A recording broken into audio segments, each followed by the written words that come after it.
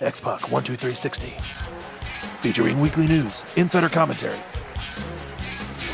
and interviews with superstars, past and present from the world of pro wrestling. A new day is dawning for DX. And now, your host, Sean X-Pac Waltman. Welcome back to X-Pac 12360, everyone. Right now, joining us on Skype, a dear friend of mine. We actually lived together in Mexico, and we were in the New World Order together, and Legion Extranjera in AAA. My dear friend, everyone, give it up for Konnan. Yeah. Well, you failed to omit, we were not just in the same house, but we shared the same room, but don't judge us.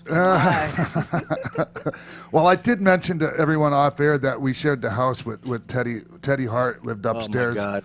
Yeah, he's in a league by himself. Yeah, and Jack. We had Jack Evans in the house. Yeah, Jack Evans in the house, yeah. Yeah, I saw him on Sunday in Nashville. Yeah, man. Hey, might as well start with that. And then I'll go back and we'll talk about some other stuff too. How was Aero Lucha this weekend in Nashville?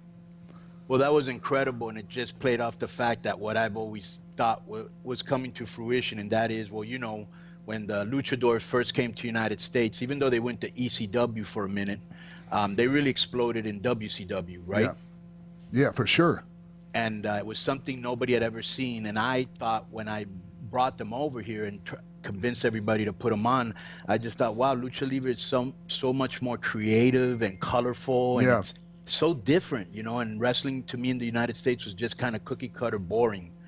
And they came in and nobody knew what it was about, and a lot of people thought that style wouldn't last, and 20 years later the effect on the business cannot be denied. And I just thought, well, there's a lot of Latinos out there, because I've been to Nashville. Bro, do you remember when you were in TNA and I was there with a group called the 3LK? Of course, yeah, you and Ronnie and Road Dogg. Right. Yeah, so we 3 Live Crew. Right, 3 Live Crew. So we did this vignette that was hilarious where Ronnie took us to the hood, you know, and it was funny because a kid rolled up on us on a bike, and he had a gun in his waistband. He was like, "What are you doing in my hood?" You know? Yeah. And Ronnie says that he used to do that. I was like, what? Yeah. And so, and it was, bro, you haven't lived until you've seen Road Dogg in the middle of the hood, dressed up like a pimp, but like an old school pimp, like Starsky and Hutch style, like those. And he had like a rainbow wig on, and he was strutting down, you know, the hood, and people were coming out, and they were just cracking up. And then, so we went to the hood, and then we went to like the trailer park. Supposedly that's where PG is, right? Yep. And then we went to the Mexican side of town, which I had no idea how vast in scope it really was. And I was like, oh my God, look at this community. It's just self-sufficient. They don't have to leave here for nothing. They had their own supermarket, gas stations, like, and it was a beautiful thing to see. And then I started to see in the newspaper, you know, like 30,000 people showed up at Nashville for a soccer game to watch Team Mexico. You know, and I was like, well, it's mostly Mexicans that are going. So I knew they were there.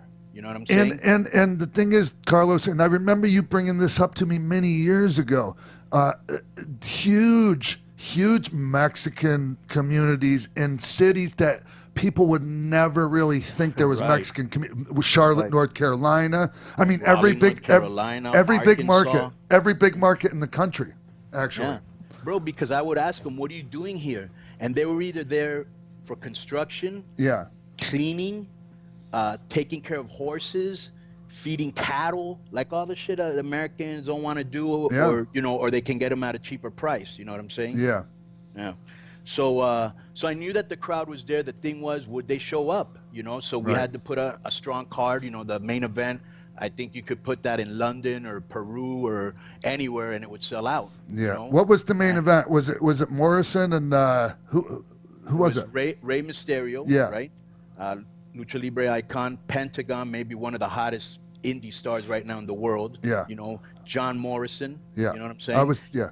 Yeah. And Rush was the only guy that they didn't know, but I knew that when they left, they'd remember him because Rush is a top guy in CMLL. Okay. Yeah. And he has an aura about him. He's a star. And in the match, he didn't miss a beat. He kept up with everybody. And here was, as you know, the best matches ever are the ones where everybody wants to work For the match.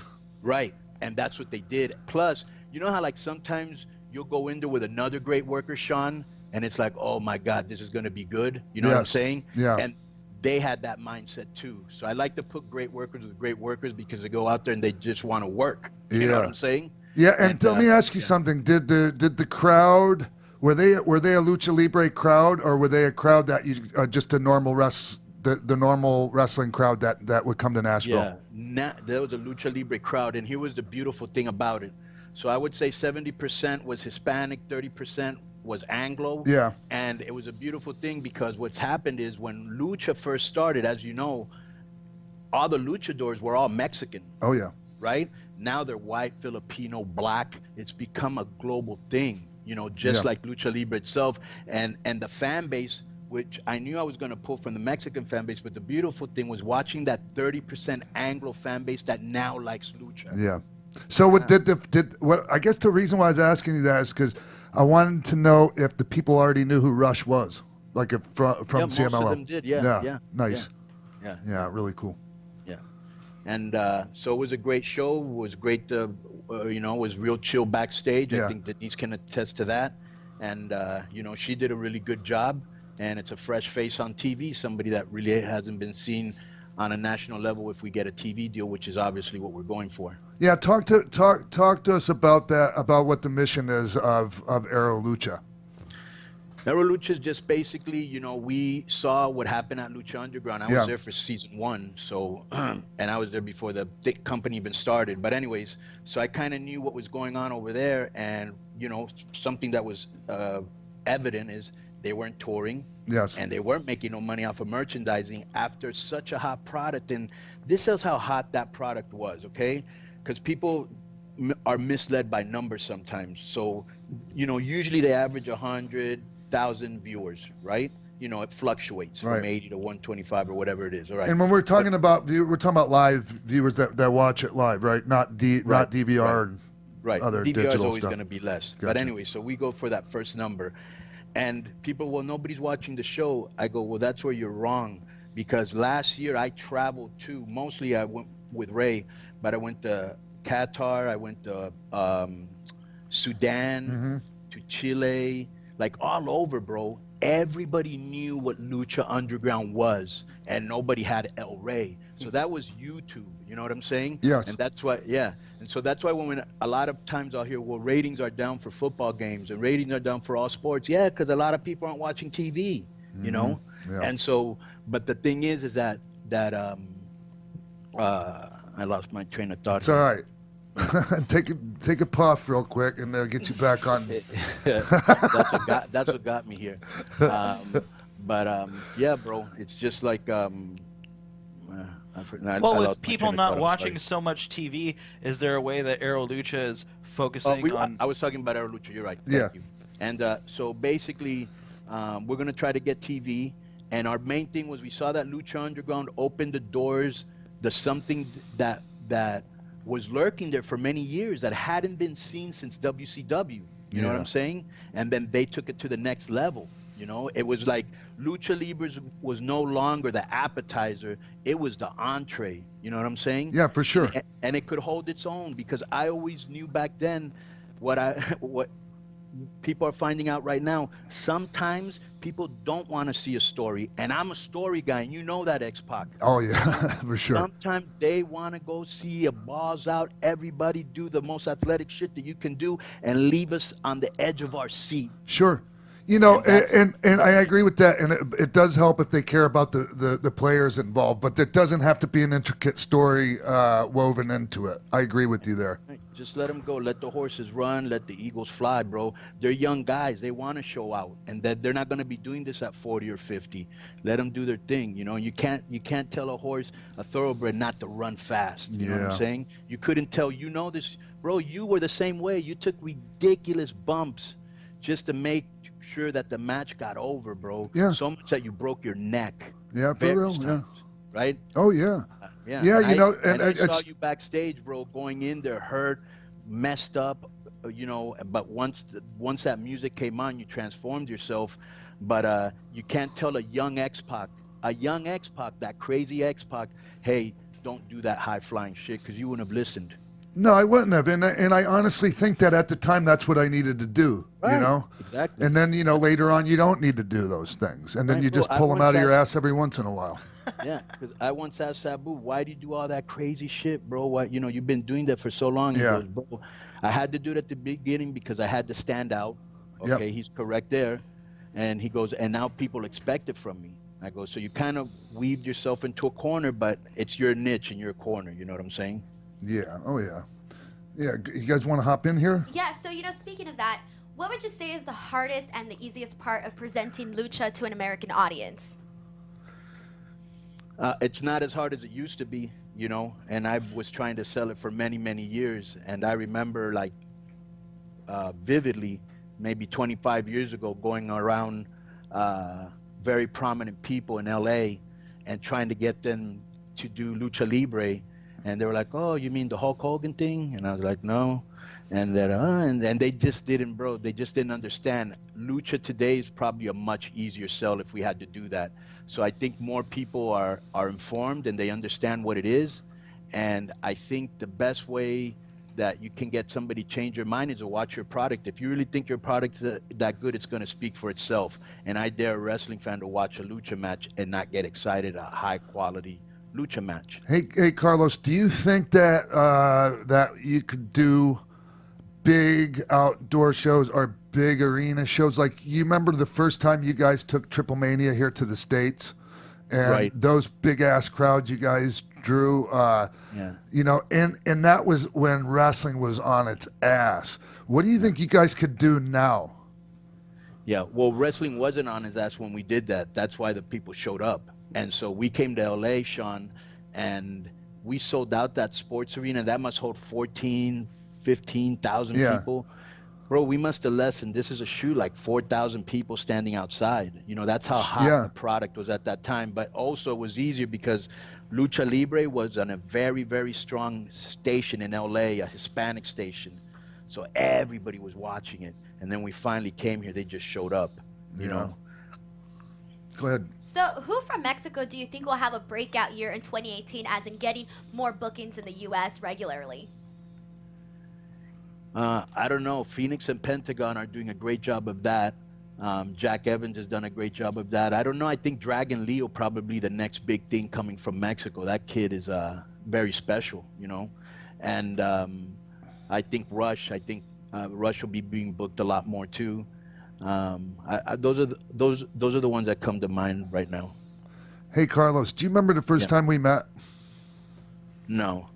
It was at Sturgis. Sturgis, okay. Hot Wild or Road Wild? Yeah, it was at Road Wild, and they brought me in. Yeah, no, they brought me in, and you guys were the first guys. You and Oscar and everyone, you came up to me, the first people that came up to me when I got there, and I think our relationship just went like ever since, like with, because a lot of people don't know that, we were all really close, like Scott, Kev, and myself, and you and your crew were all really, really close back then. Yeah, super, super, super close. And you can't get any closer than riding together, right? Yeah. And we rode everywhere together. And plus, we already liked you because we knew you were a junior heavyweight. Right. You know what I'm saying? And they were all junior heavyweights. So they loved what we were doing in WWE.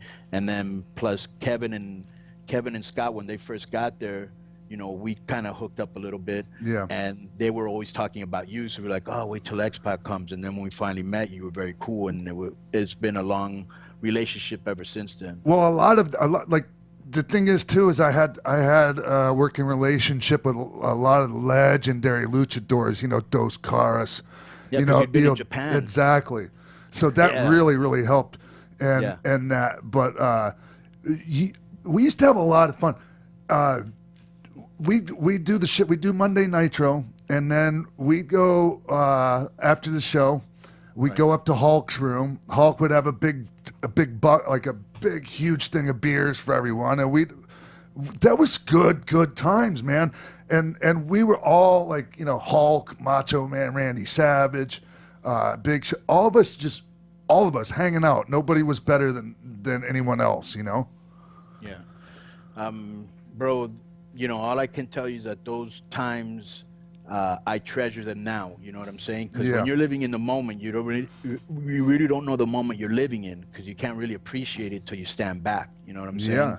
And but you know, one of the good things out of that is that we made some lifelong friendships, like my friendship with you and, you know, Scott, you know, and Kevin, and, you know, Norman Smiley, and, you know, so many. We kind of hung out with the same people. So I took that away from that era. And another thing, bro, I didn't like Eric Bischoff at all. Yeah. And he actually came on my show, and I was in the back of my head, I was like, look, I'm not gonna start no shit, but if he even pops off in the wrong direction, it's about to go down.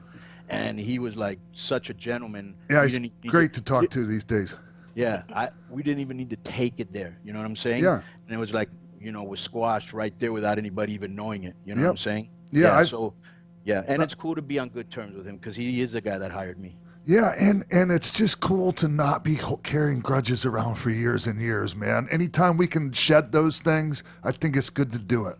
So that's why it makes me feel good that, you know, that I have a good relationship with Eric Bischoff now. And the thing is, though, he did bring introduce a lot of these guys to WCW, but the thing that I couldn't stand is that he used everyone like jabrones. Right. You were like all these great guys, and they're getting squashed by guys. Like if you ever watch me work with one of your guys, Carlos, I always had good, competitive, solid matches with those guys. Right. You know? Because you weren't ignorant, and they were. And here's the thing, bro. At the end of the day, like even going back to Eric Bischoff, you know, me being mad at him also to me is like a waste of time. It doesn't change anything. It messes with your mind. It steals your happiness. You know what I'm saying? And it's almost like being mad at somebody is almost like, you know, taking poison, thinking it's going to affect the other guy. He doesn't know. You know, he doesn't care. Yep. And so, but anyways, as far as, bro, they weren't informed. They didn't know what luchadors were. They thought in their mind, oh, they're small, they're preliminary guys. We only know big guys. You know, we only know, you know what I'm saying? And there's also this mentality, Carlos. There's also this mentality. If we're paying these guys this much, we got to use them this way. Right. You know, and so if they're on the bottom end of the pay scale, because they're just coming in, like, bro, okay, well, we can't have him go over on this guy because he gets paid more. That's just stupid. Bro, you know, that's almost like, you know, meeting a 70-year-old white guy from like Alabama or Mississippi and being surprised when he says a racist comment. You know, you mean like America was the last time America was great was back in the days when we had slavery, that kind of thing? Yeah, right. What an enlightening comment that was. But you know, and so you can't be. You know, we are all, in a way, victims of our surroundings. You know what I'm saying? Oh, absolutely. Yeah, so how could I expect them to know about Lucha Libre? Here's the ultimate level of ineptness. Rey Mysterio, okay, versus Kevin Nash, hair versus mask. If that wasn't ludicrous enough, for some reason Scott Hall was his partner and I was Rey Mysterio's partner. Okay, so I'm not even sure what that. Okay, then but here we got to take it to another level of ignorance. So it was like Rey Mysterio versus Nash, mask versus hair. That's pretty believable, right? And then Gee, I wonder what's going to happen there. Right. Wait a minute. It gets better. Konnan and Scott Hall, for some reason, are in this match. Okay. One doesn't have hair, so he can't lose his hair or a mask. So, okay. But if Ray loses, he loses his mask. But if Kevin Nash loses, Miss Elizabeth loses her hair. What were the chances of that happening? Okay. Right, so I wasn't there when all that shit happened, Carlos. Right. Bro, you were informed. You'd gone to Japan. You'd wrestled them. You knew that they were talented guys, just like any style has talented guys. You know what I'm saying? And you were junior heavyweight yourself. Yeah. So since you just brought that up, the crazy part is that poor Ray got put in this position to where if he didn't lose his mask, Right. that he would lose his job, like legit, Right. like, you know, and so you just take his mask off, and now like it just, they had no idea what the consequences of that were, and how that Bro, affected yes, they him. did, because I told them, listen to this. This And they is didn't a give a shit, huh? conversation between me and Eric Bischoff, Right. okay? In Las Vegas at the MGM bar, all right? No, you're going to do what I tell you to do. I go, well, what you're doing makes no sense. Well, do you have a better idea? Yes, I do. Why don't you put Rey Mysterio against Juventud Guerrera? Better match, same age. They're both second-generation wrestlers. They both started in Mexico. You know, a tremendous storyline, better match, better everything. Once you take Rey's mask off, he is no longer evergreen. That's right. If he has his mask on, he is forever. You know what I'm saying? That's right. Right. And that's why Vince is a genius. He put the mask back on. Yeah, and how did that go over with the people of Mexico? Very bad. Very bad, yes. Yeah, I was wondering, you know, but I would hope that most people in Mexico would understand that the way he lost it really should disqualify that as a real loss of the mask. They don't really care, because when they say in Mexico that, like, you know, there's this little thing that says like in Mexico, like, wrestling is a religion, right? So let's look at the United States. Football is probably the most popular sport. Either second, baseball or basketball, one of those two. Yeah. You know, MMA. Wrestling's pretty down there, if it's even considered a sport anymore, right? Right. So in Mexico, it's soccer and then wrestling. Yeah. You know what I'm saying? So people take that to heart. Yeah. So he got a lot of heat. Even to this day, people still, you know, are pretty hot about it. But they don't mind taking a gimmick and slapping it on somebody else, and then everyone just buys that like it's nothing. Yeah, well, you got two things going there. You do have a percentage of the crowd that buries a guy when he comes out, and then you have another percentage that isn't a hardcore fan, so they don't know what's going on. They don't even know if it's the real one or not. You know what I'm saying? Like La Parka, for instance. Right. Well, La Parka is such a popular character that, you know, L.A. Park is such a popular character, the original Parka, that the other Parka, I actually did a match. Listen to this, bro. When I was in AAA, when I came back, I think it was the first Triple Mania that I booked, I had La Parka versus L.A. Park. Right. Okay. Ooh. So you know that backstory. Yeah. So basically, the fans knew that, you know, one was the original. He went to WCW, and he went to WCW. They gave the outfit to another guy who just copied all the moves of the original. And the original was now in WCW and was a big star. And so the guy that stayed in AAA got heat like you couldn't imagine. But they kept putting him over and over and over because the company had the IP. Yeah. And they had these shows in Mexico where I forgot the exact name of it, but basically what it was is they would pick one person from like each sport and each field of entertainment, and they'd give them this special award. Like they were the singer of the year, the wrestler of the year. It was pretty prestigious. Yeah. Okay. It was run by Televisa, which is a humongous conglomerate. It's like putting ABC, NBC, and CBS together, just to give you an idea. And so they had this thing, and for 4 years straight, La Parka won it. But he won it because AAA paid them off, right? Sweet. And right. So they did everything to try to get this guy over as the top babyface in the promotion. Right. I booked the match, first time ever, Park versus LA Park. And there was also a story that was, you know, had gone around wrestling, that they had actually gotten into a fight in public at a gas station. Yeah. Okay. So everybody knew there was an underlying, you know what I'm saying? Was that a true story or no? Yeah, that was a true story. And so, and of course, you know, I helped push that scenario out there because, you know, it helped build put a little hot sauce on it. Yeah. Right, exactly. So it helped to build the bro.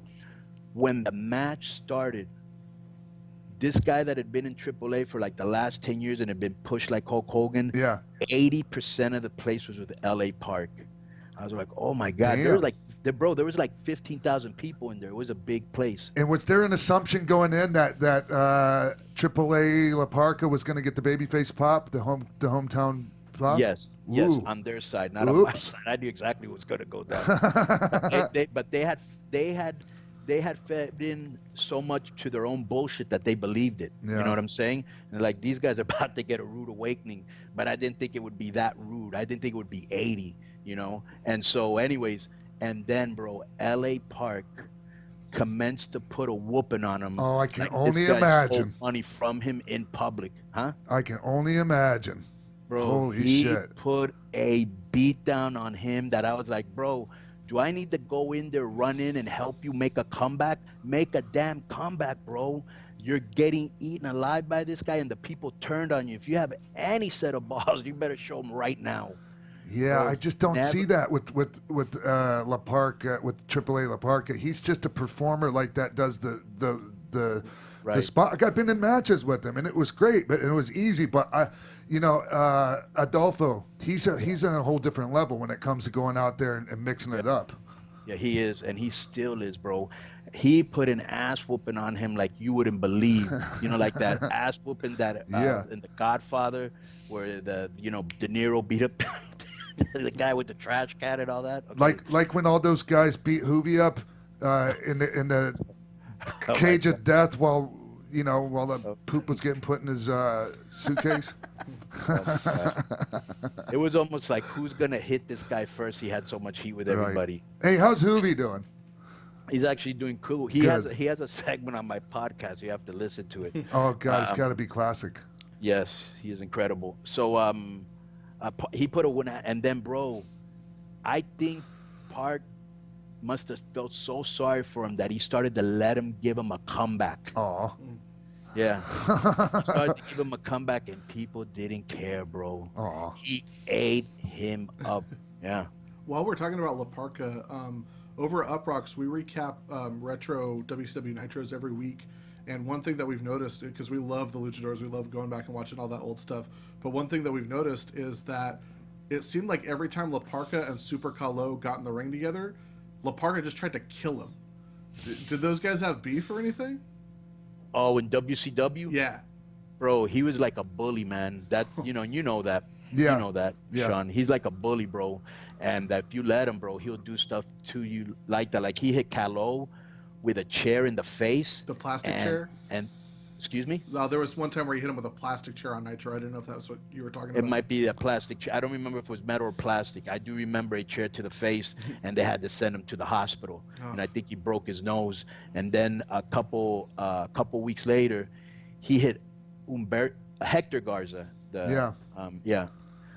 He hit him with a chair like real hard, and I was real mad because I thought Humberto was kind of like a punk because he always wore those little short shorts. Remember? Yeah, of course. Yeah. I was like, come on, dude. Daisy Dukes are like for women. And so, so I got really mad at Park, and I go, bro, you already hit Kalo and you hit this guy, and now you hit Garza. If you do it again, you and me are gonna have a problem. I was so hot, bro, and he pushed me to the side to go. He goes, you don't gotta defend me. I'll bust your ass myself. And I had to separate them, but he had mega heat with the boys for that. Yeah. Yeah. I understand that, man. Come on. Yeah, of course. Why do you think he's like that? I don't know, man. He must have a lot of hate inside or something. You know what maybe. I'm saying?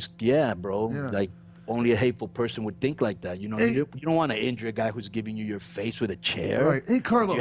Yeah. Carlos, you were talking about this when we were talking about Aero Lucha main event from Nashville this weekend, and how the guys all came in there and with the attitude of working for the match, and how it turned out great. You Right. know, can you talk about the mentality in Mexico where the guys, for the longest time, and probably still even today, are just going out there? Well, there was like a saying in Spanish, something about taking all the candies for yourself or something like that. You know what I'm talking about? Yeah. Well, just like stealing somebody's lunch. You know what I'm saying? Yeah, and it's just like, and it makes for really shitty matches, man. Right. Yeah. The problem in Mexico is that all the heels want to be really cool, and they want to get applauded. And sometimes they'll even go so far as to ask for it. And then I would always use the line, that Chief always said, I would always tell the heels, bro, the only thing you're missing are pom-poms. Yeah, go get your I go, pom-poms.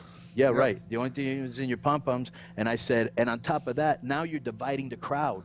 Now, half the crowd wants to applaud for them and they want to applaud for you. What if you were a babyface and a heel did that to you? Yeah. Yeah. And so, but they're too busy trying to, get little chants like this is awesome or do another one. You know how in Mexico they'll say, otra, which means, do it again, and they're trying to get that little chant. And so you'll see a lot of times a heel, after he does like a move, he'll do a babyface thing, like get on the second rope and ask for applause. Yeah, like, of course. Really, dude? Yeah. And so that was a big problem in Mexico. But the thing is, Sean, it's like anything else. Everybody there's worked for me, so they know what I expect from them. And, I told them before the show, we had a talent meeting. And I said, bro, we can do you're going to see we did great production. We can do all the production we want.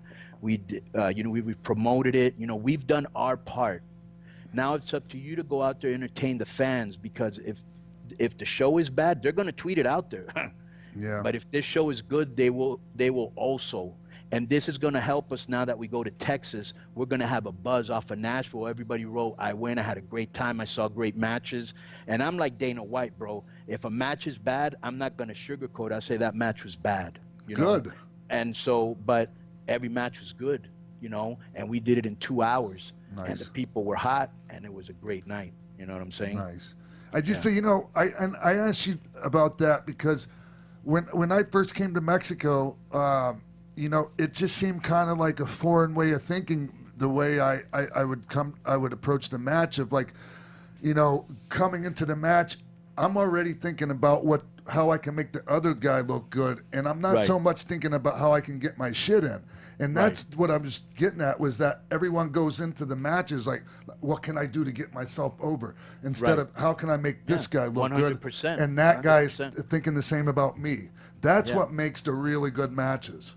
Yeah, and it's funny because you had to go through a deprogrammization stage, if you will, and so did I, because when I went to WCW, I'd been in Mexico, Lucha Libre, that's what I was trained in, that's all I knew, and I remember one time when I went to ECW, Paulie put me like an American-style match, and it was brutal, and I was like, bro, do you think because I speak English, that means I wrestle American style? I go, you brought me from Mexico, and then that's when he was like, well, why don't you bring in, why don't we do something, you and Ray and Psychosis, and who's another guy you could bring in? I said Parka, and we had an incredible 4-way match because it was straight lucha. You know what I'm saying?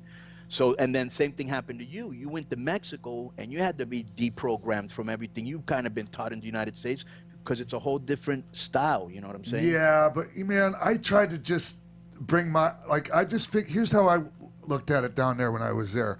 Everyone else is doing this, and I'm not going to do it as good as they are, so I'm just going to do my thing.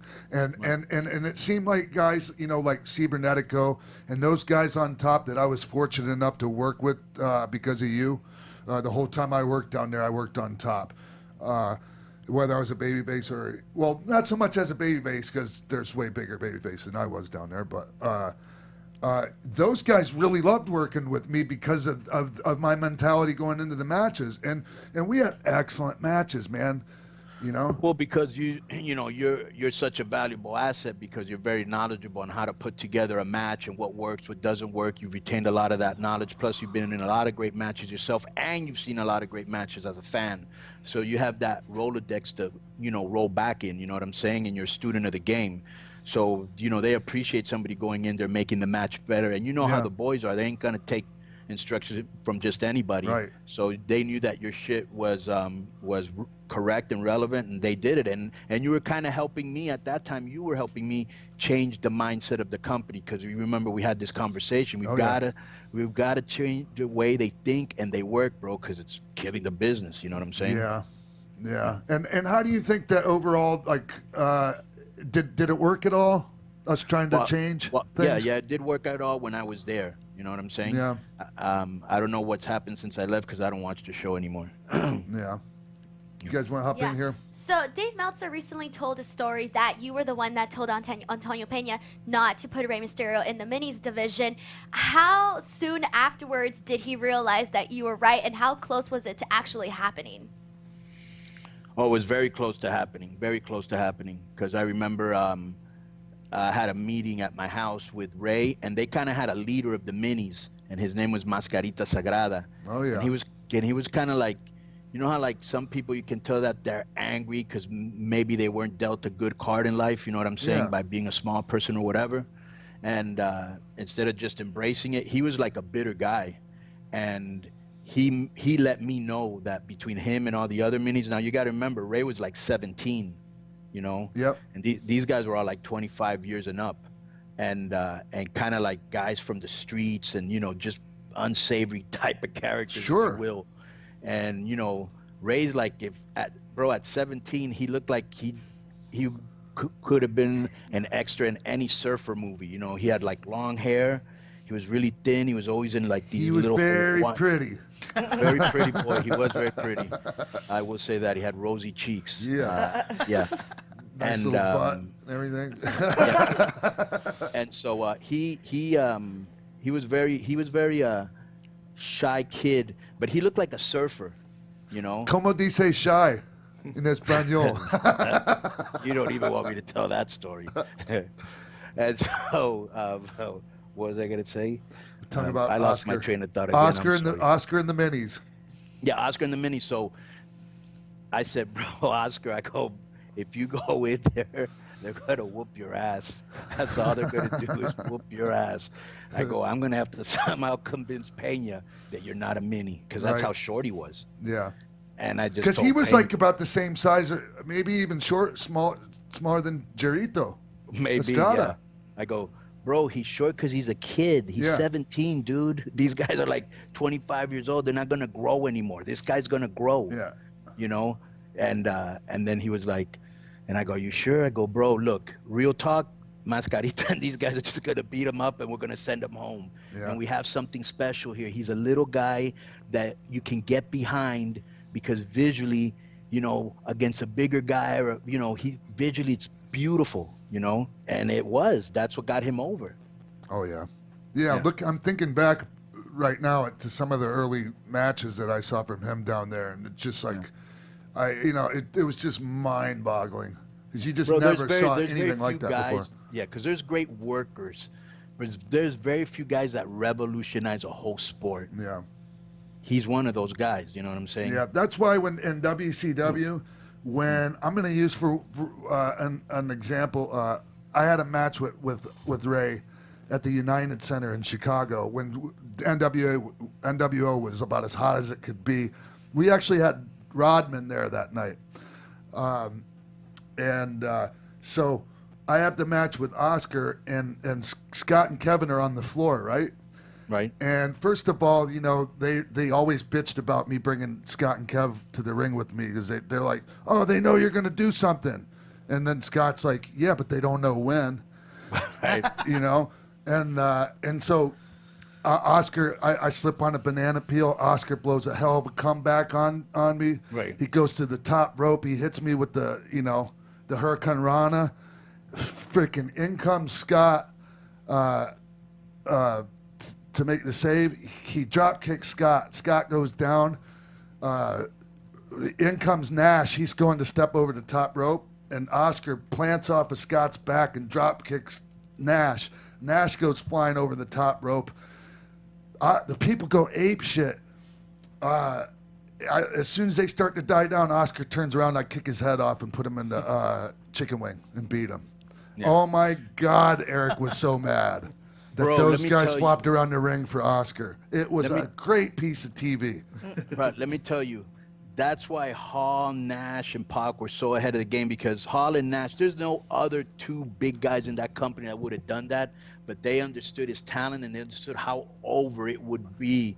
And then he screwed him at the end. That's a great match, bro. That's a great. You got everything there. You took him up. You took him down. You know what I'm saying? They were entertained. That was what I was going to get at. The main thing we understood and still do is that, okay, you get over, but you have to get over in an entertaining way. Our main objective was to make our segment the most entertaining segment we possibly could, and that's how you do it. You know, one thing I learned from you guys that I thought was hilarious is, like, you guys weren't afraid to, like, sell something in the ring forever. Ever. Awesome. You could draw a chalk outline around us when we do that. That was awesome. Yeah. People didn't know how to take it because everyone's used to, I get beat and just roll out of the ring. Right. I hate that. Yeah. No, that's awesome. That is a good piece of business.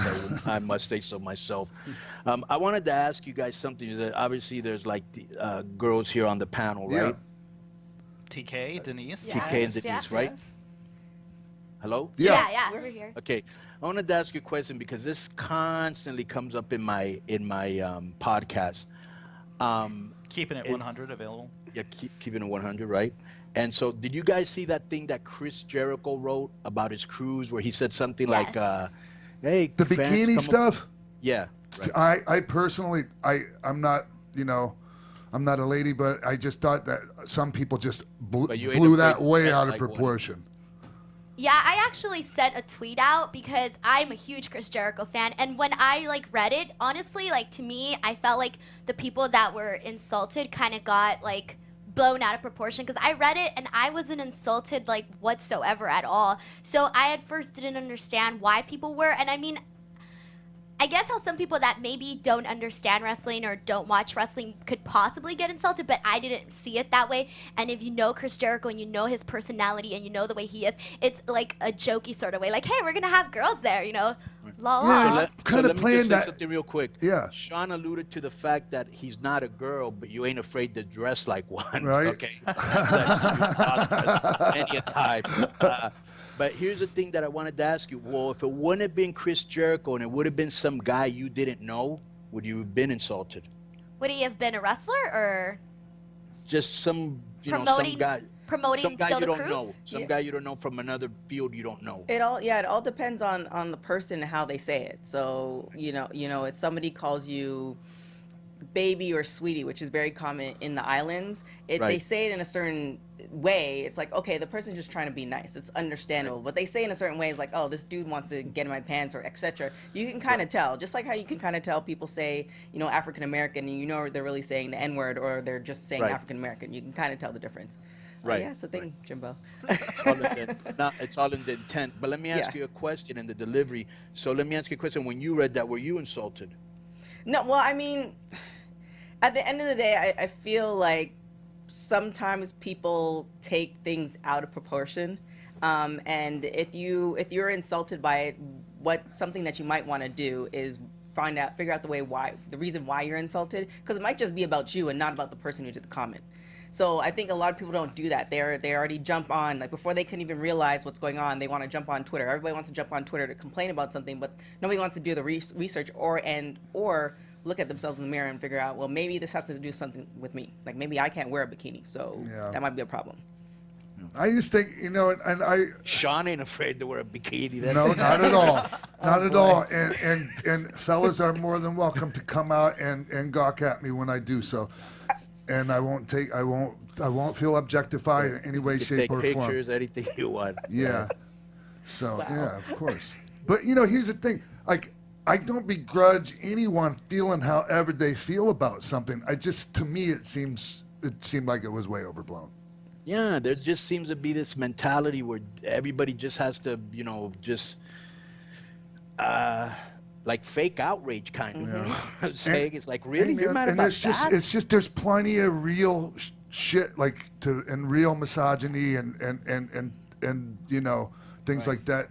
I can think of plenty other things that I want to be up in arms over. Well, that's one of the problems, though. It's just you're going to have so many people claiming all these things that eventually nobody's going to listen. It's like, oh, okay, well, there is sexual harassment or that's happening, and everybody's just gone through the gutter with it. That's now it's like, okay, well. And so, say, for argument's sake, say it was inappropriate. Okay, what do you want? His freaking head on the chopping block? Well, it just depends who it is or what it was. Like Harvey Weinstein, yes. No, I'm talking about this particular tweet. Let me tell you something that was funny to me. Somebody's like, oh, what if all these women are, making this up? I go, well, imagine the type of douchebag this guy must have been that if he didn't do that, what he did for them to say that. You know what I'm saying? For women to, it's like, but you just got to be careful because what if, you did 2 or 3 girls dirty, and they're just trying to get revenge on you. Yeah. You know what I'm saying? Yeah. So, anyways, What would a girl's answer to be that they just don't do the girl dirty? Well, no, honestly, because I mean, I myself as a girl, if someone did me dirty, I wouldn't do that because it's kind of embarrassing to tell Right. people that you've been either sexually harassed or sexually assaulted. You kind of feel embarrassed and you don't want to really say like, oh, this happened to me, because you always have the notion that if something happens to me, I'm going to do this, I'm going to do that. But when it comes down to it, you might not do that what you said you were going to do, and it's a little bit embarrassing. So putting yourself out there, and if it were a lie, I wouldn't want to do that because I would be embarrassed.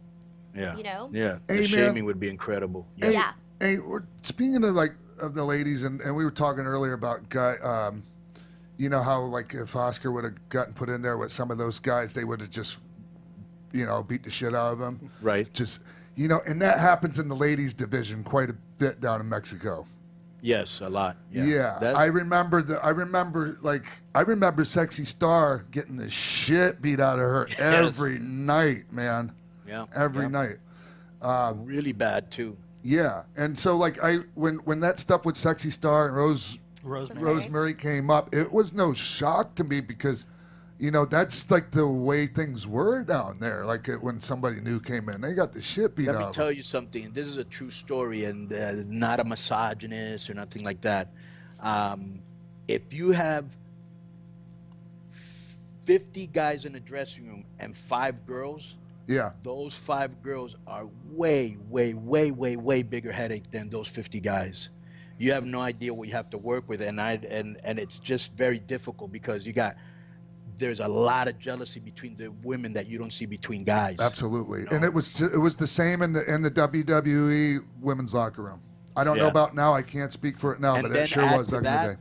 that add to that now a lot of the guys are dating the girls, Yeah. and if there's a problem they take it to the dressing room, or maybe one guy Yeah. was messing with your girl, so now you got a problem between the 2 wrestlers and the girl, so many things pop off in in the locker room. So when she came in, there was a lot of jealousy because she was young and she was very brash. She had a big mouth.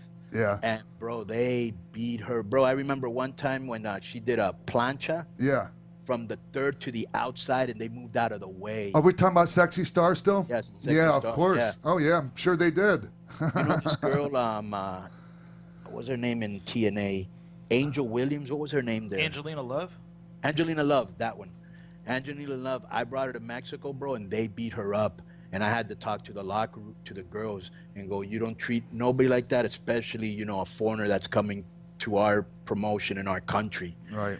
But they beat her up and they made her cry, bro. I was like, wow. And they're rough, man. Damn right they are, especially they those have a patch. smaller shelf life. There's not as many spots for women, and they've been trained by the old guard of the women. Yeah. You know what I'm saying? Yeah. Yeah, like the Apaches and the Morenos, and Yeah, man, they yeah. will F you up. Yeah. Is that something you're trying to change with Aero Lucha? You're gonna make it a bigger. Bro, you won't see that in Aero Lucha. They people know I'm pretty. When I have to lay the hammer down, I will, and so they won't even do that here. Yeah, Hey. because they'll be gone. Hey, so what's up with? Did you see this thing where Hoovy went On High Spots no, he went and took a picture with Rosemary and he put his hand around her throat and then he puts it on his social media. Oh, hey, Sexy Star, I got her back for you, or some shit like that. You didn't see that? No, I haven't seen that. Hoopy just did an interview with Hitting the High Spots on the Right. High Spots Network, and he talked about you and Sean throughout the interview. But he talked about one time where he went to do a dive to the outside, and you were Right. supposed to catch him, but he like makes this motion and Konnan didn't really want to catch me. I ended up breaking his arm. Right? No. What was- What happened was that Van Hammer picked him up, and Van he- Hammer, the Yeah, one with Van the boots Hammer, with the yeah, lights on terrible him. worker. Terrible worker, huh? The one with the blonde guy with the boots with Yeah. the lights.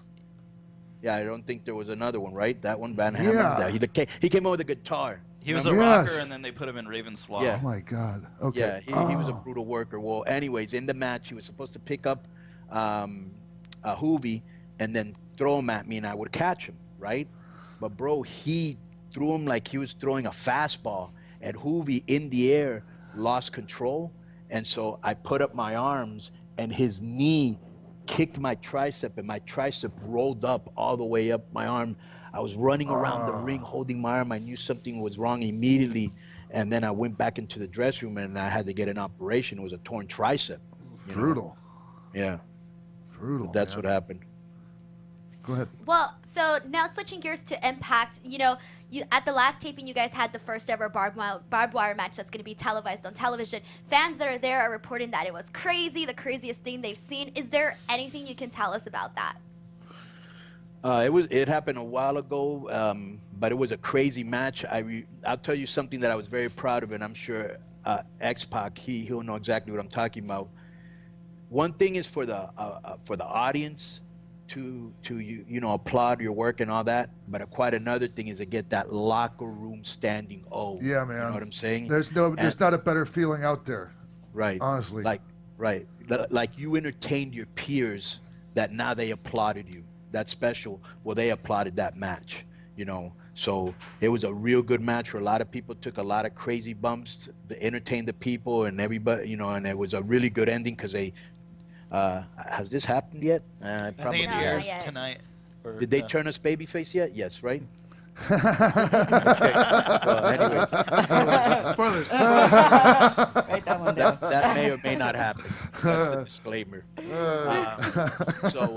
But we do a thing today that if you get a chance, Sean, I'll send it to you before it comes out. It's pretty awesome little scene I do with Sami Callihan. Oh, good. And I would like your opinion on that when you see it. And Nice. it's like a 3 or 4 minute thing with me and Sami Callihan. Man, it's crazy to me to like. Okay, we were obviously in WCW together and Right. TNA. Right? And AAA. Yeah, but like thinking about the TNA thing and now you're back there again and just and like the different incarnations of that company and like it just seems like okay, not much is familiar about that other than the name Impact. And not only that, the way I left, bro. Yeah, you know what I'm no saying? shit. Tell me I about left on the most acrimonious terms you could leave. Yeah. You know what I'm saying? So I never, ever thought I'd go back there. You well, know what happened?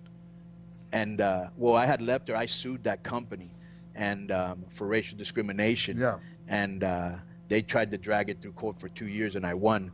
But bottom line is, I left there like on really bad terms, you know. Yeah. And so I was like, yeah, I'm never gonna go back there. I didn't even think about going back there. But what happened was that Jeff Jarrett went to Mexico, and he was one of the people I sued. And Yeah. so we sat down, and you know, I go, is there anything you want to discuss before we work together? Because I was gonna know by his attitude what my next step would be. And he just goes, no, bro, it's water under the bridge. And my first thought was like, yeah, right. We'll see if it's water under the bridge. And he was incredible to work with, very easy to work with. And his wife was incredible in the ring. Like she reminded me a lot, and this is high praise because you worked with her, Sean. She reminded me a lot of Sherry Martel. Wow, really? Yeah, yes, she don't Wow, care. that's She'll take huge any bump. praise. Huh? That's Yes. huge praise, man. They Yeah. don't really Yeah. come much better than Right. Sensational Sherry from back in the day. Yeah. And I worked with Sherry because she was Jake the That's right. Snake's ballet in Mexico. Imagine that combination. Oh my God.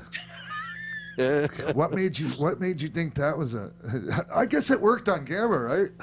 Of course, right. Yeah. Right. You can't take your eyes off of either of them, you know? Damn. They're great. They were great, you know? And again, third time I lose my train Don't of worry, thought. dude. I do it Carlos, I do it all the time. That's why I have 1, 2, 3, 4 people around me at all times. Yeah. So Go ahead. You had asked me something. You had asked me something, right? Oh yeah, it was basically like what you can tell us about the barbed wire match, and then Oh, the barbed wire you were tape. there. Yeah. Yeah. So we got a standing ovation, and the people were really happy. And I got something with Sami Callihan today, and you'll just have to watch it. I know you hate hearing that, but you'll be entertained. That's for sure. You know. Nice. Go ahead. Well, I know you and Rey Mysterio and Dominic were in attendance for a PWG show a while back. I wanted to know what your experience was like at PWG and any people you saw that you want to have in Aero Lucha? Yeah, my experience was incredible. The reason I went to PWG the first time is because I took Dorian Roldan, from AAA, and Chris DeJoseph, who was the writer for Lucha Underground, because originally I was going to write the show with Chris. Yeah. And so I was like, bro, you need to go to PWG, and I'm going to show you some guys there that you're going to love. So, I recommended Kevin Steen, the Young Bucks, Ricochet, Brian Cage, Willie Mack. You'll love this one. They were like, oh, the Young Bucks, they should get better gear. And I'm like, no, they're, it's like they're making fun of it. You know what I'm saying? Exactly. That's the gimmick. Yeah. And just to show you how stupid they are, I convinced the Young Bucks to call Lucha Underground because I could get them a contract, and I was going to put them in a trio with John Morrison because they're all from LA. Okay, that would have been a cool ass trio. Yeah. And bro, they offered them $200 each. I was like, you've got to be kidding me, bro. They probably thought that was a good offer. Well, do your due diligence, dude. You know what I'm saying? Oh if you're going to God. be the head of talent relations and do your, because they have the lawyer of the company doing it, Hey, man. I said, bro, I have a good relationship with the wrestlers. I know how to talk to them. Let me talk to them. No, the lawyer will handle it. And when they were pissed, you'll love the Young Bucks. You know what he wrote back? Yeah. Because I go, yeah, I think I can get you a little bit more money. And then he goes, yeah, well, now for them, for us to go there, they're going to have to pay us $1,500 each. Non-negotiable or Good. something like that. Good. And I was like, yeah, exactly. That's exactly what I thought. Yeah, good. Yeah. What about Santana and Ortiz? How did they come to LAX, and were you surprised at how good they would be? Well, when they called me to go back to TNA, they actually wanted me to be a mouthpiece for Bobby Lashley, and I was like, he don't need a mouthpiece. I like the Bobby Lashley character because he legitimately can whoop your ass. You know what I'm saying? And when there's a legitimacy about you, whether it's Brock Lesnar, or Kurt Angle, or you know what I'm saying, ADR. You know what I'm saying, Sean? Yes. People know that. That's why I think if Bobby Lashley, one day goes to WWE, him against Brock Lesnar, that's a money dream match, right? Oh, for sure. Yeah. Yeah. And so I'd like to see those guys tangle in a cage, man, in a fight. Both. Yeah. And imagine if they did both. They should. And Lashley's real smart, So, so that was like, well, I don't want to do that. He knows how to talk. Yeah. He don't need me. And so he was like, well, then what would you like to do? And I said, well, can I reform LAX? And they were like, all right, well, who do you want? And I said, well, for sure I want Homicide. Yeah. And then they were like, okay, but you need to have some young guys in the group. And I was like, and they started to give me names, and I was like, no, bro, this is, you got to kind of live this gimmick. You can't look it. You know what I'm saying? Sure. And so I squashed all those names, and I said, let me go look for some guys. And so I started asking some friends of mine. I said, yo, I need, some Latino kids, and so Shane Strickland, Shane Strickland? I know he is, yeah. I don't know him personally. Kill shot on Yeah. Lucha Underground. Yeah, incredible talent, has that X factor too. And so I talked with him, and he said, yo, I got these boys in New York, they're New Yorkers, and I think you might like them. So, I started to watch some video on them, and then I started to think in my mind what I could do with them.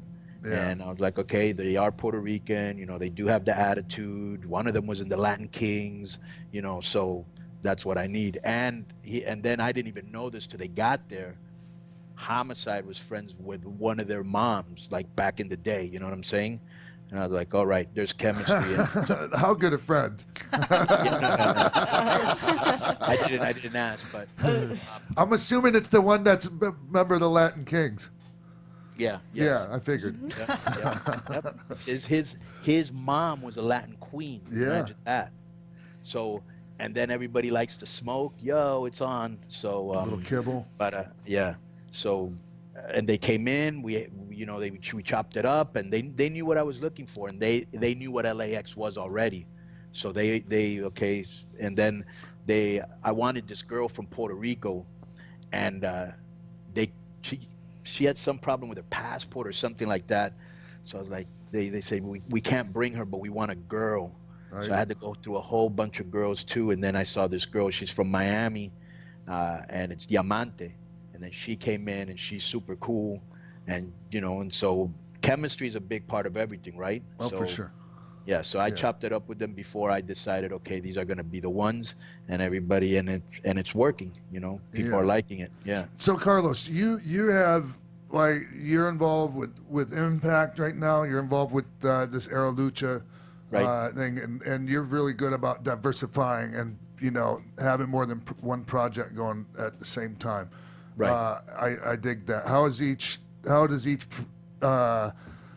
each different company feel about you guys? About you being part of another one. Aero Lucha doesn't care. Impact had their questions, but I was like, bro, you're not really marketing to a lucha crowd. Right. They are. Plus, I'll use Impact guys on some of our shows because, I can use Trevor Lee, Sammy Guevara. Sammy, that's a kid to look out for. Yes. Yeah, I can use, some of the guys that they use, Matt Seidel, stuff like that, because they know lucha. You know what I'm saying? Yeah.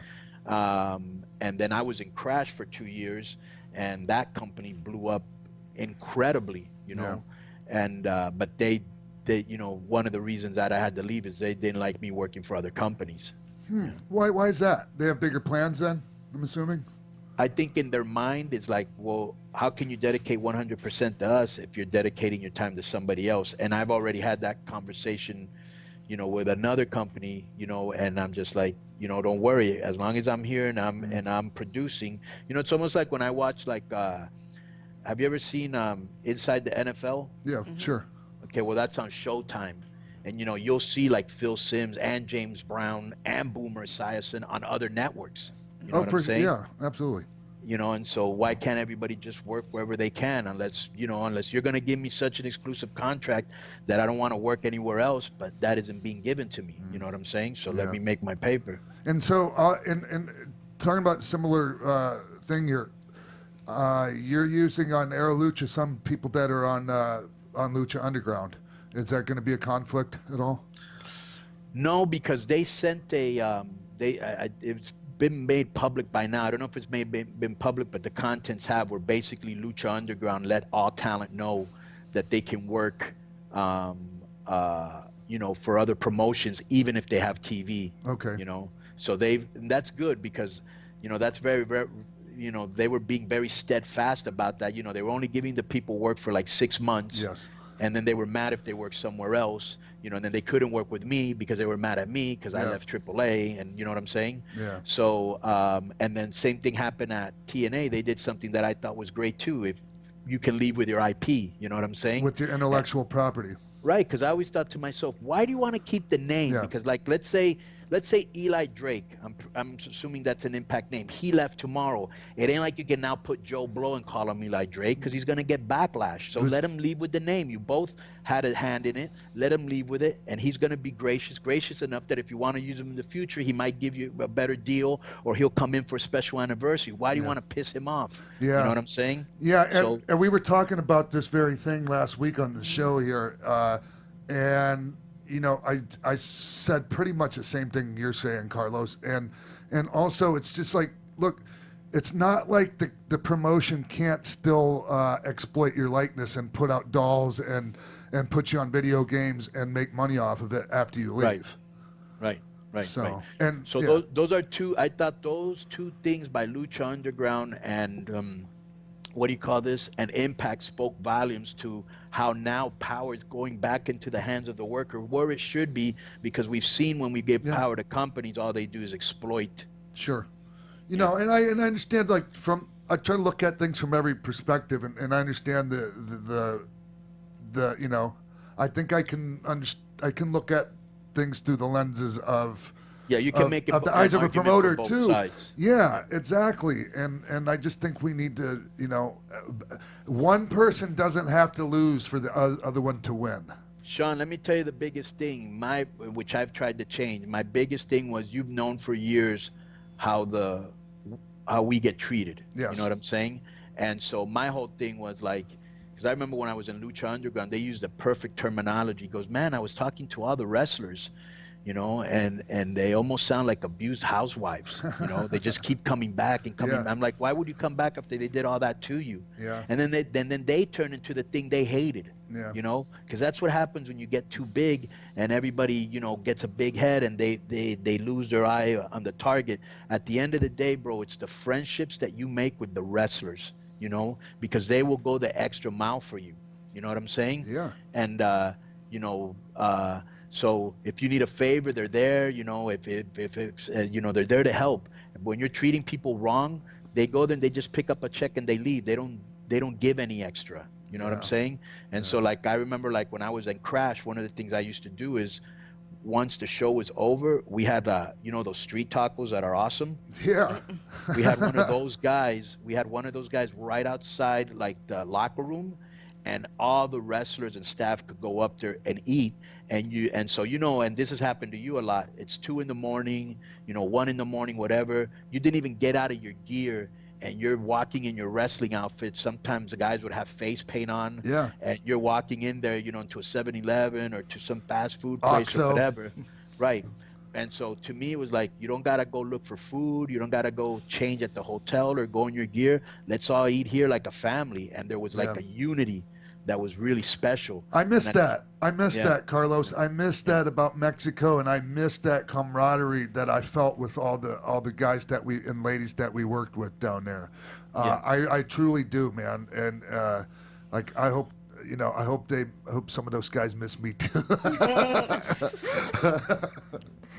But bro, like I said, at the end of the day, you just want to be good to the people that are working for you. They're going to work that much better and that much harder, and they'll give you ideas. And hey, I gotta, I heard that, you gotta do some posters. I got a cousin that, does posts, and they want to help, and so that's real important to me, just treating the talent correctly. You know what I'm saying? And Carlos, hey, can we talk about the working conditions in Mexico? Have they changed any? Have they gotten better since I've left, as far as the death trap rings that some of the guys have to work in down there? Not really. No, not really. That's a shame, man. Right. As long as there's guys that are willing to be exploited, as long as there's people that are willing to wrestle for a measly, meager payday just to come out on TV, they're going to be successful. Think about this.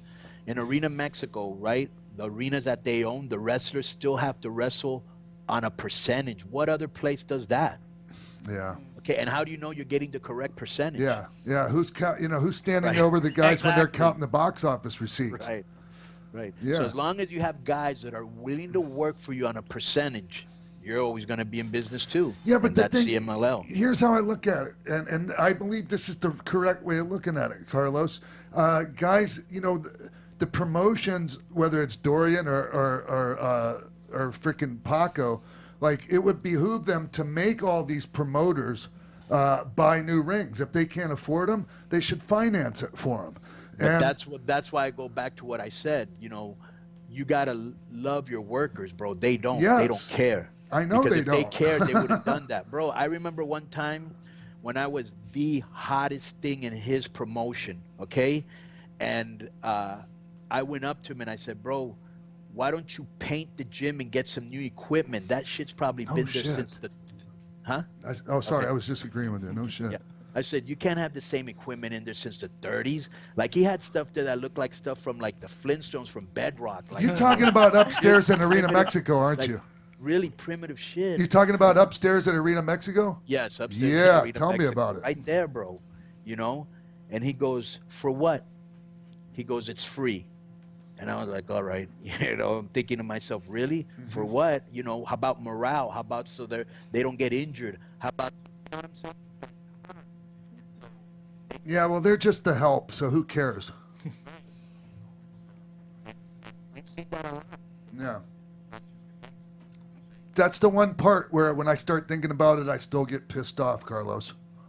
Because a lot of people I really care about a lot are down there working under those conditions. Yeah. Yeah. And I know that sounds like diva shit, but trust me, it's not. It's not at all.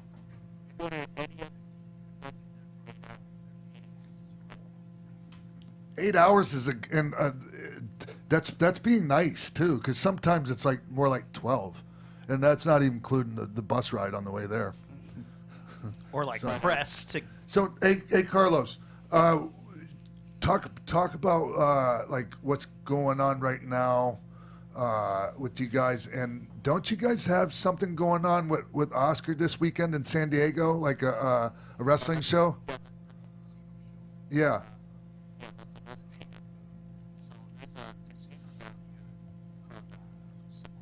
Yeah.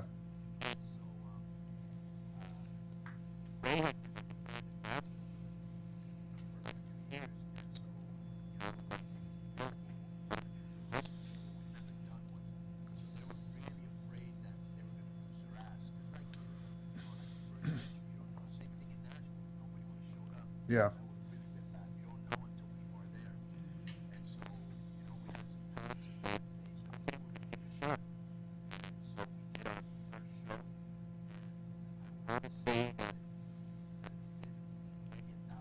Yeah. Oh, great. Wow. Yeah. People were buying drinks, so they did really well in concession. And then they were like, "Oh my God, we've had everybody here." You know, like they have all those old school acts that tour the casinos, Yeah. like Chubby Checker and Casey and the Sunshine Band, and and they'll have comedians and all that. And they were like, "This is the only show." He goes, "I've been here 5 years. This is the only show that the staff, left their positions to go watch the show." And they're not used to, and honestly, they're used to losing their ass on all that entertainment they bring in. Right, and they made money with us. Nice. And immediately they were like, "Can we do 5 shows next?" No, they said, "Can we do 4?" I go, "Why'd stop at 4? Let's do 5." And so yeah, we ended up signing for 5 more days, Nice. 5 more shows. So that's at Sequan Casino, and they treated us great. It's a very professional, nice, cool place. Yeah. And I think our next show is December 22nd. And hey, is Ruben Zamora and Kevin Ruben Zamora's Kleinrock working with me, yeah. from yeah. Mask Republic? Yeah, Ruben Police Scanner Zamora is working with me, and so he ain't afraid that you're in his car and he'll just put a police scanner from Frisco. I'm like, why? Yeah. Yeah. And he goes, well, you're.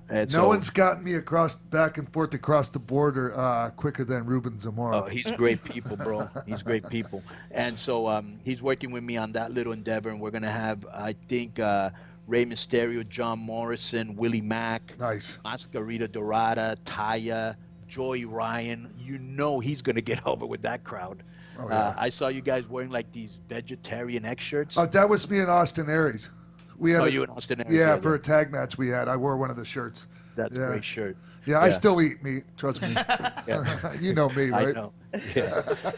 And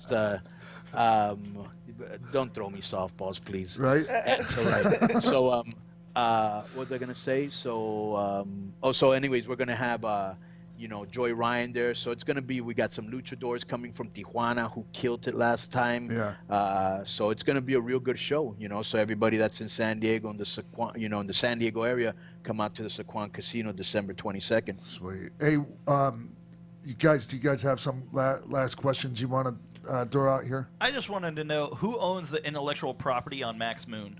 Do you own Max Moon, or does Vince own Max Moon? No, that was my idea, but they have the intellectual property.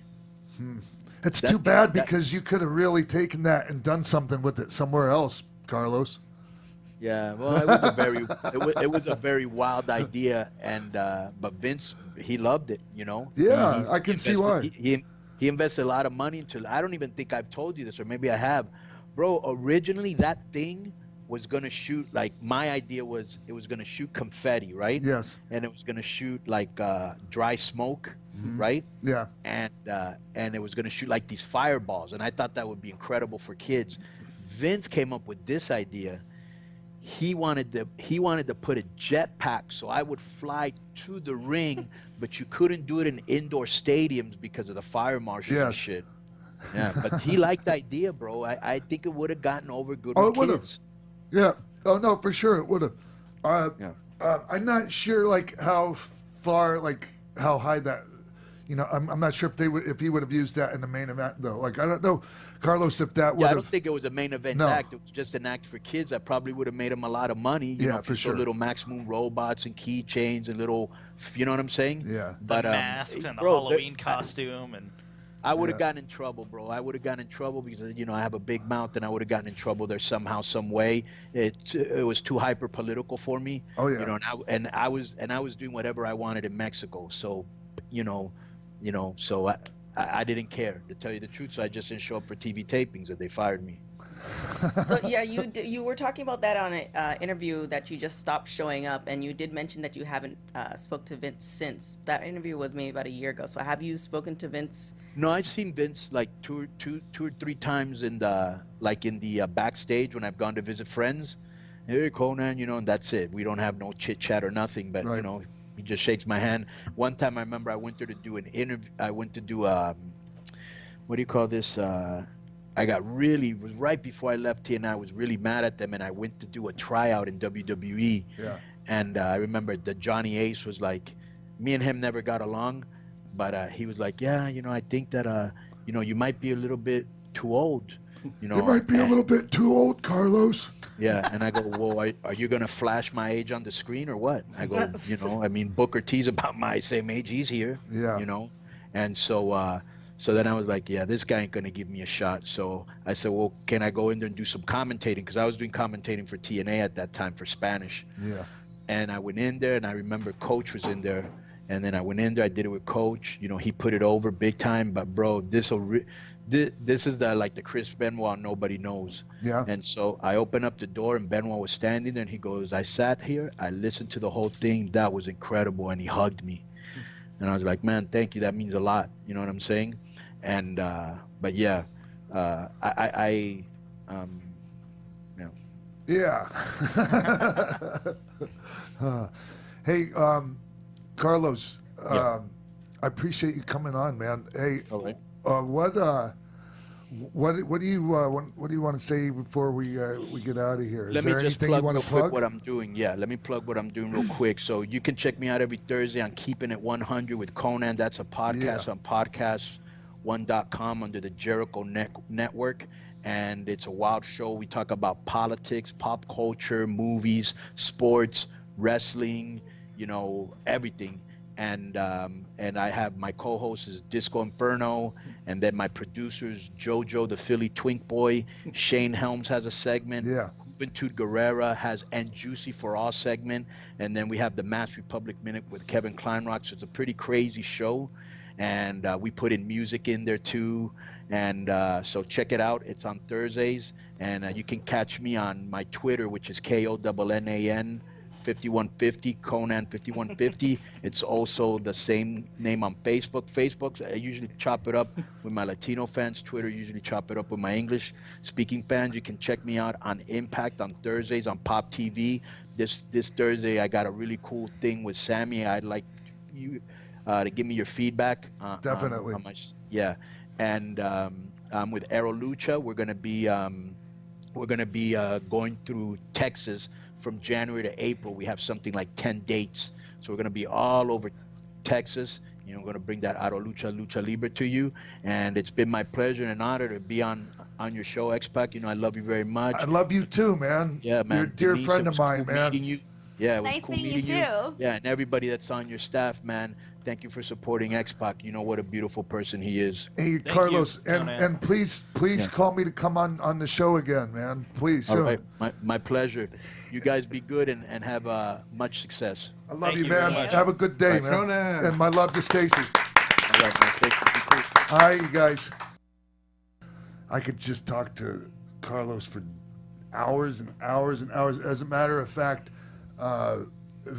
that's probably the shortest telephone conversation I've ever had with Konnan. Oh man, and you hate talking on the phone. I know, that's what I was Yeah, about to say. and they're honest to God, every single one ends up being 3-4 hours long because you don't talk to each other for a while, and then you catch got to up. cram everything in, and Carlos is long-winded and I'm long-winded, so like I said, this was a really abbreviated conversation for us, and there's plenty more that he could come back on again, and there's tons of stuff that we didn't even talk about that everyone would love to hear. For sure. Definitely. So I'm really grateful to Carlos for sharing some of his time with us today. And thank you guys and ladies for helping me have a great show every week. Thank you. Appreciate it. And I guess that's it. I'm not sure about the guests for next week, but let's go through like all the, where we can find everybody and all that shit. Well, you can find Sean in Chicago at AIW. AAW, sorry about that. December 30th. He'll be wrestling right. there. And then you have an appearance at the Wrestling Guy store in Huntington Park out here in California, January 13th. That's right. Yeah. Maybe I'll go be meet there. X-Pac. I'll be there. 100% guarantee. You can take that to the bank and cash it. I will be there. Because I ended up not making an appearance. A previous appearance for Wrestling Guy store was canceled. Yes. No fault of theirs. Where can So. I find you? Follow me on Twitter at Jimbo in the Booth, and I'll be at Bar Wrestling tomorrow if you want to come say hi. Yeah. All right, and you guys can follow me on Twitter and on Instagram at _Denise Salcedo, and you guys can also check me out on YouTube, Denise Salcedo. There is lots of new stuff going up on there. And I'm on Twitter at Sundown Motel. Check out upross.com, whispandex.com, and upross.com/pro wrestling. Just today, we put up a brand new episode of our Whispandex podcast. We're really, really proud of it. We had both Nia Jackson and Alexa Bliss on. We got to take them to breakfast. Amazing conversation. We talked about how they're real life best friends, and it comes through in the podcast. You can hear them be best friends. And we talked about body positivity and depression, and it's just a really empowering conversation. It's a really I'm blessed to have been part of that experience. Those are the conversations I think I want to hear moving forward. Like, it's, you go and you hear podcast guests and like they're asked the same questions, and they're just basically regurgitating stuff. And then, so when you have something like that, I think it's really worth going out of your way to try to That's listen why to. I like coming on this podcast, is because you have conversations with people that you know or people that you want to get to know. And that's our goal, too, with the Whispandex podcast, is we don't want to ask wrestlers questions. We want to have a conversation with people. So if you're looking for another podcast, Whispandex podcast. Nice. And you can follow us on AfterBuzz TV on Twitter, The Real X-Pac, IG, X-Pac12360, Facebook, X-Pac12360. Don't forget to sign up for the newsletter. And also, just a little FYI, if you don't know what net neutrality is, you can go to www.battlefornet.com. Definitely check it out. Very important stuff here. Very important. If you like being on the internet at all, you need to call your congressperson and tell them to save net neutrality. There's been a lot of distractions going on with like state senate elections and different things like that keep people from focusing on things like this issues. net neutrality thing that like the a huge FCC is thing. about ready to kill. Yeah. And so we need to we need to get up our asses and speak out to our congressman. Definitely check that out. And Yeah. Christmas is coming, so I have a lot of Toy Drive stuff that I'm posting up. And you can follow me on everything at TK Trinidad. Yeah, if you want to donate to TK's toy drive so she can give presents to her nephews and nieces. It's actually the TK Trinidad toy drive, Yeah. so that she can buy herself Beats a by hoverboard, Dre. so she Yeah. won't have to Yeah. walk around. Yeah. Definitely. It's the precursor to the birthday season. No, birthday. I'm already planning for a birth season, which is gonna be 2018. Well, this one's Jesus' birthday season. Exactly. So there you go. Nice. All right, everyone. You can follow me at The Real X-Pac. Did you already say that? did. Thanks. It's worth noting again. And I'm going to be doing some work. Michael Klaus is going to help me on the Instagram stuff. He has a pretty good, people are like, oh, who the F is Michael Klaus? only Well, Never mind. didn't you just do a show? Yeah, you did. did. On Popcorn. Yeah. So you're Anyways. gonna have the bikini pictures up on X-Pac then? Of mine? Yeah. I'll just... It's for the Borat. That's for like suit. paywall. Yeah, stuff. Patreon. Yeah. All right, everyone. You guys, I'm really, really grateful that you tune in every week, whether you're watching or listening. And so come back next week. We love you guys. From executive producers Maria Menounos, Kevin Undergaro, Phil Svitek, Sean Waltman, producers Jimbo Frank and TK Trinidad, managing producer of AfterBuzz TV Wrestling Mark Donica, and the entire X-Pac 12360 staff, we would like to thank you for tuning in. Like us on Facebook, rate and comment on iTunes and YouTube. Follow X-Pac on Twitter at TheRealXpac and email us at xpac12360show@gmail.com. This has been a presentation of the AfterBuzz TV Network. Buzz you later!